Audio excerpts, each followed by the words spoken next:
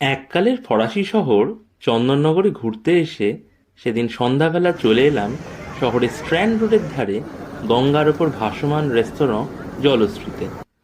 Board রেস্তোরাঁর ওপর লেখা জলশ্রী, দ্য রিভিয়ার আবিতা। এই ফরাসি শব্দটির অর্থ দ্য রিভার সেটেলমেন্ট।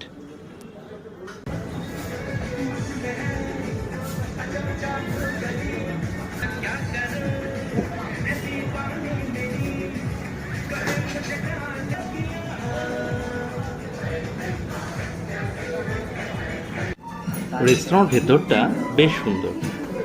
বোটের এক ধারে, বোটের ভেতরে এবং বোটের উপরে দোতলায় খাবার ব্যবস্থা আছে।